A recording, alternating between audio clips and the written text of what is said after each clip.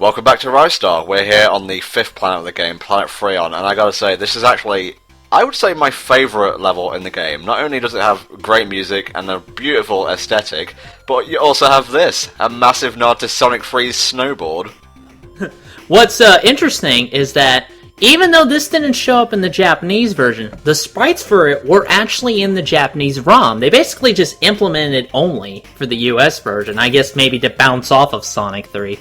You see that little shit in the background? He'll be the mini-boss for the level, and he'll also be causing trouble directly, or indirectly, I guess, because he's too frightened to take Ristar on one by one. Well, Ristar is the man. Man, you got me saying Ristar. It's Ristar, damn it, admit it. Finally, I did it. Now, Freon isn't my favorite planet, but I do like it a lot. Like, most of the time whenever you get to ice planets, basically the theme is going to be, okay, well, the ground is slippery, and you'll have to do normal platforming on it, and it's fucking annoying. Here, you're just basically gliding along the ice like a track, and then you just have to jump at the appropriate time to do tricks off it, basically. I thought that was a really good way to handle the otherwise typical crappy ice level. Now, I swear, and I can't confirm this, but the music for Act 1 of Freon, which is called Ring Ring, sounds like Cool Edge Day from Sonic Unleashed, just slowed down a hell of a lot. Now here's where that idle animation actually comes into play. When you idle on this world, you actually make a snowball. And this way you can pick him up and throw him at this guy who has some weird beef with you for some reason. I don't know, maybe he saw Feel and he was annoyed by that. Well, maybe he's just trying to protect his planet. Oh yeah, because this'll stop Greedy. Watch out, I've got snowballs. Oh, you know what, he's probably just some tenner-penny asshole. That's it, I have bested you in snowball combat. This planet is mine now. Well, good thing throwing bundled ice in his face got him to stop, right? Yeah, some great army, some great defense, that guy was. Another one of those, well, I couldn't be bothered to get more than 8,000 points. That level took me an age to record, you bastard man.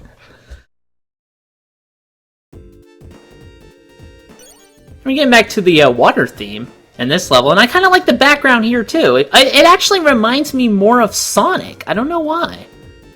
Now, I do like Freon, but I have to admit, Act 2 is a little bit of a letdown. Oh gosh, shock and awe, they're actually saying something negative about Ristar. But I feel that since they already had a whole planet devoted to water and the like, using this trope, this activity again, is a bit repetitive. I don't know, I don't think it's too bad because it makes sense. I mean, what happens when you melt ice? You get water. So, there you go. And one thing I do want to mention, in the Game Gear version, this planet was here somewhat. It was a planet called Taimu. And it had the ice, it had the, the tracks of ice you would go on. But it also had a big number and clock theme, and the boss for that world in the Game Gear version was actually a rabbit that you fought in an hourglass that stopped time. Huh. It's a shame the Game Gear was received so poorly. I kind of want to try that version now. Well, the reason the Game Gear got received so poorly was that it wasn't as good as the Game Boy. I mean, come on. Overpriced technology, most of the games are ports and so on. I had a Game Gear before I had a Game Boy Color. The thing is not good. And really the only game I had for that Game Gear? Sonic 2. Ugh. Yeah, now, Sonic 1, the Game Gear / Master System version, was my first game ever, and I love it dearly. 2 I am less affectionate about, mostly due to 2 words. Hang gliders. Hang gliders. Mostly for me, it was that damn boss at the end of the first act. Holy shit, how do you beat that guy? Yeah, Screen Crunch makes the Underground Zone boss terrible to deal with. Definitely, ugh. And here we go, back to the whole sliding gimmick. We're actually right at the end of the level now, but you want to be careful because some enemies do reappear when they go off screen. I like this little bit, though, because you actually have to time your jump to basically scale up. It's a neat use of the ice mechanic, like I've been saying.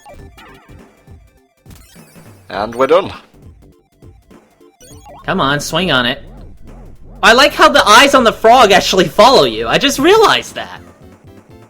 the neat little animation touches, musical touches that make Ristar such a compelling package, really. Honestly, we don't get paid to say this, I just love the game that much. And now we actually approach the boss for this world, who is named... Etamor. And what's the gimmick for this boss, Helldragon? Well, the thing about Etamor is that he's obviously a giant ice monster, and as you're seeing here, you throw hot food into his mouth, and that basically injures him. Now, the interesting thing is that in the Japanese version, Etamor wasn't an ice monster. He was actually some sort of weird mecha cat kind of thing, because they have an idiom over there in Japan. They say that if you don't like hot food, that you actually have a cat's tongue. That's the idiom. And that's why it resembled a giant cat. Since that doesn't really translate well over here, they basically changed him to some sort of ugly ice monster. I don't know. I don't really like either design of Etamor, but I do think the Japanese design is a bit more coherent. Fun fact, in the credits for Ristar, if you look carefully, because obviously it shows an animated montage of everything you fought in the game, he actually still has his cat design. That's true. They added the tail, actually. They forgot to edit that out in the credits. And I believe Ristar has 3 fingers, where he's supposed to have 4. I don't know. How did you find this boss, mate? The whole not being able to attack him directly like the other bosses kind of threw me for a loop at first. Yeah, same here. I'm still do pretty bad on Etamor. I can't handle the whole throwing things into his mouth. I always miss. It's just kind of annoying for me. But not too bad, so long as you time walking under him. Bye-bye, Ristar. I'll keep Greedy off with my ice balls. Yeah, you do that. Yeah, alright, you have fun. Freon's gonna get conquered in a week. Just go back. Why is there so many meteors where Freon used to be? What happened here? Oh, just a closing remark about Freon, the boss. Etamor? Yeah, say that slower. Eat more. That's why the intro title for when you were going to the stage is Etamor Lunch. We don't waste our evenings. And here we go, the final planet of the game, Planet Automaton, and as you'd expect, there's plenty of robot-themed enemies here. Yeah, it's very mechanical, very Cybertron-esque, but honestly, I still, to this day, cannot explain what the fuck is going on in the background. I mean, those are like energy clouds and pillars are sticking out of it. I don't get it. Must be what's powering the planet and the factories, I guess. Yeah, but how is it sticking out of the clouds? That doesn't make any sense. What are they? Now you're getting a bit too literal with the discuss stuff on screen, mate. Now, in the Japanese version, this power-up right here that you just got, the anti-gravity shoes, that's exclusive to the US version. In the Japanese version, he basically just jumped into the air and started swimming around. I believe it was supposed to be invisible water, which sounds like the fucking most scariest thing you can imagine, really. Think about it. Drowning in invisible water? How do you get out of that? That's a good point, yeah. It's a neat little section. I think they could have done more with it, though, because it's really short. Yeah, it's short. It doesn't really do anything for me. I mean, like you said, they already did the underwater section again in Act 2 of Planet Freon. I really don't see the point of adding another one like that. And the power-up only shows up in, like, one area, and it's not really worth it. Now, if you haven't mastered the art of grabbing diagonally, then you're going to have a very hard time on Automaton in both acts, really. Yeah, this is definitely the point where they really test you on making sure you're able to grab in any particular direction, and that'll be especially important come Act 2, which you'll see in a bit. Now, this is a cardinal rule of Ristar. You see a swinging pole, you swing around it. The results be damned. Yeah, it's like this weird compulsion I have. Okay, here's a cool little mini-boss for you. What are these things called exactly, the little mooks? I'm not particularly sure where I got this from, the name for these things, but I do believe they're called Orbots. I don't know which source I got this from, because they don't really go into it that much. A game developed by Sonic Team which features a character called Orbot. Where have I heard that before? Anyway, yeah, this guy, each formation, he's going to have a new attack pattern. Some of them can actually be pretty tricky, because you can't tell whether they're in the background or the foreground. This one especially. Yeah, at first I thought you somehow used the invincibility frames in your attack to bypass these ore bots, but it turns out you were just standing still the whole time, and they just never came close to touching your hitbox. I don't know. The weakest Shyamalan twist yet, I think. I like how those things in the background are actually fists. Iron fists. Double metaphor for you, though. Oh, this area is particularly interesting. It's one of the few instances where Ristar actually just buckles down and says, okay, here's some puzzles for you to solve. It's not the hardest puzzle ever, it's just take gem A, put it into slot B, activate teleporter C. Well, yeah, but sometimes you have to find the gem, and sometimes you have to deal with moving platforms in a particular way. If you've ever played a 16-bit platformer, you're good to go. It kind of actually reminds me of one of the later areas of Rocket Knight Adventures, like that whole Space Fortress thing that was going on. Okay, well, there you go. I've only ever played Sparkster, to be honest, which I believe is the sequel. I'm never sure whether it's the sequel or the remake of Rocket Knight. Here's how you tell. Sparkster is the inferior game to Rocket Knight Adventures. Oh shit, no you didn't, son. I fucking did! Okay, before we get into an argument, let's just leave it there. Actually, Rocket Knight Adventures is a good thing to bring up because that got a sort of sequel recently. I say recently, maybe a year or so ago. And I don't think it did too well, maybe a bit of a moderate success, but I would love to see Ristar come back, be it a HD remake like Castle of Illusion, or a brand new game. I think it's an interesting property with some cool gameplay, and it deserves another shot. I agree, but I'm thinking mainly about it in terms of like an HD remake, like you said, maybe with some more planets, more things to do, kind of fill in some of the content that was cut out, because actually in this planet, they had a room they cut out that was supposed to feature gravity flipping, which I think would have been a really neat mechanic. Oh, like in Dream Team? Yeah, in a way. But, yeah, like I said, HD remake would probably be best, because I have the weirdest feeling that if they just did like a new game, they would try to modernize it a little, and as a result, it would be crap. Yeah. I'm trying to remember, like, some of the criticism that the new Rocket Knight game had. I believe, I don't know, it just looked odd and out of place in a way. It looked like really bland visually. Yeah, I played, like, the demo of it. I didn't think it was too bad. I think it was a bit stiffer than it could have been, but that's just based off how it felt in the original Rocket Knight Adventures game. So I'd have to play it all the way through, personally. So a redone Ristar would have to be vibrant and colourful and have the same type of tight gameplay. Basically, just remake this game again, but kind of dossy it up a little. Really, the game is honestly kind of perfect as is. Any criticisms that I personally bring up, they're just nitpicking at this point, because the game is really that damn good. Yeah, so essentially this whole conversation could be devolved to excellent remake of Ristar A plus Helldragon with money B equals profit C. See, notice that Helldragon doesn't actually have money right now in this equation, and that needs to be fixed. Well, it's a theoretical equation. It's one of those things that may or may not actually happen. This is a cool little room. You see this handle? This lever? Yeah, just keep swinging. For the love of God, don't ever stop swinging. So why did he design a room that just basically dumps ore bots he could have been using to attack other planets? How do you know this wasn't just a storeroom? That was like a support beam that you broke, and then it just all tumbled down. I guess. You gotta keep the ore bots in safe keeping for later, otherwise they'll go bad. I notice they have a lot of panels here on the wall that look like Grady. I mean, he's not even making an intimidating pose, he's just sort of standing there. Paint me like one of your French Orbots.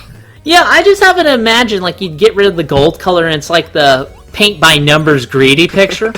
Kind of reminds me of a Chozo, actually.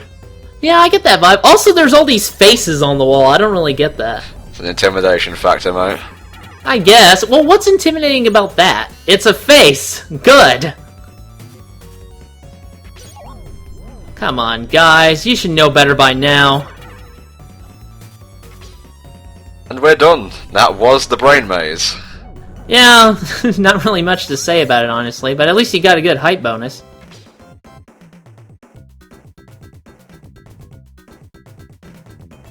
Now, this boss fight coming up is actually one of my favorite in the game, because it's a nice knuckle drag out, head-to-head kind of fight. It's really fun for me.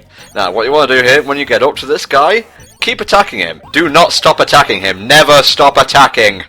Yeah, because at that point, having that invincibility frames come off during your attack actually helps you dodge, like, when he does the punch, when he throws the screw and things like that. Fuck that. He can't hit you at all if you just keep attacking him. That's the weak spot of this boss.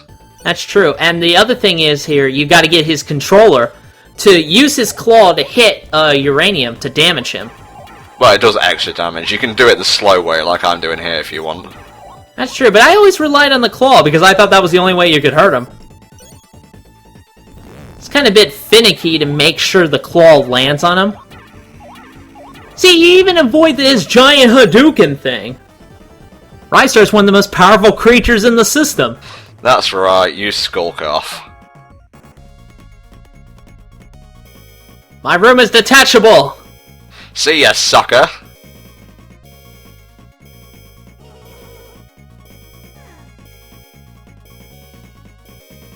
In closing, though, Automaton is a pretty good final level, in quotation marks, because, you know, obviously we've got to chase Greedy's flunkies here to the true final area, which is Castle Greedy.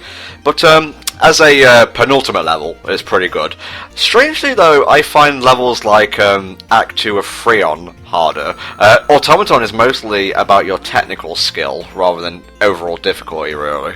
Yeah, I agree. It's strangely a lot easier to deal with than Freon. Now, I believe you have a little bit of trivia about this quotation marks level. Yeah, Castle Greedy, even though it's kind of honestly a pretty short level, there's only an intro bit, and then the last two bosses of the game, it was actually supposed to have an intro title card like the other planets, but I believe the reason is because that title card would have used a background layer that they needed for this level, it would have made the level look pretty weird if they kept it, so that's why they got rid of it. That's what I hear, at least. Oh, technical limitations. Yeah, if they were to do an HD remake of this game, I mean, they could fix that, and they could also flesh out this area more, because I wanted to, you know, do more in Greedy's Castle and then just go through this short platforming section and then go right to the final bosses. Really, Act 2 of Planet Automaton makes it seem like that was what Castle Greedy was going to be. Yeah, I agree. Okay, this guy right here, I would actually say he's harder than Greedy himself. Yeah, I agree. And mostly it's because he has a lot of heat-seeking attacks. He has this boomerang that flies around. He has machine guns. He has lasers. He also has this cannon he likes to charge up. And the only reliable way I've seen to dodge it is to be in the middle of the headbutt as it shoots, so you abuse that invincibility time. I've never been able to pull it off consistently, though, and this guy's still pretty tough for me. Now, what you have to do here, the hard way of doing this is hit him constantly until he falls over. The easy way is to guide the boomerang, since it's heat-seeking and it will follow you, into the eye itself, and he'll fall over instantly, and you can hurt him. Now, I didn't actually know that. I didn't know you could do that. I always thought you had to take the hard way out. See ya, sucker. Get out. Ristar, bitch. I like that view of the whole Valdi system in the background. That's the name of the solar system, by the way, Valdi. Here we go, the final boss of Ristar. It's finally time to take on Greedy himself. Now, I like how in the beginning, he's just basically sitting on his ass, and he can't even be bothered to fight us himself. He sends his little robots to take care of us. Oh, Ristar, you've been decimating my armies, destroying all my evil machinations. You know what? Have some little laser shooty things with the sound effects ripped right out of Sonic 3 and Knuckles. And then he's like, I guess I gotta finally get up and get some work done, huh? Yeah, sadly though, due to YouTube's flash compression, yeah, some of the frames are missed out. So if you want Greedy in his full 60 FPS glory, use the download version in the video description. Now when he opens up his cape, this is when he starts busting out his new attacks. This black hole right here, if it sucks you in, that's an automatic kill. What you want to do is you want to grab onto one of the orbots he drops and basically hold on until the black hole goes away. This is the hardest attack in Greedy's arsenal in my opinion, just for the fact that you have to time it perfectly not to get hit. Yeah, and sometimes he chains it multiple times in succession, and very often I find he doesn't really telegraph it that well. You kind of just wait for him to vanish, and then you head to the left as fast as possible, otherwise you might get caught up in it. I'm actually manipulating him here, because he'll do that attack twice normally, and then go back to the center to try and create another black hole. You can actually hit him there, but he'll go into the faster version of that lightning attack if you do. Oh, that's interesting. I didn't know you could do that. And 5 attacks, and he is done and dusted. That's it, folks. Ristar is complete. I kind of wish they did more with Greedy in the end. In the end, you know, he was just basically guy you have to fight at the end of the game. I kind of wish they went into him a bit more. Well, if there's ever a sequel to Ristar, maybe they will. Fun fact, the original Japanese ending had a hook for a sequel. Greedy actually survives what happens here, but of course they cut it out. Well, folks, thanks for watching. Ristar is out now on the Virtual Console and a number of Sonic collections. Enjoy.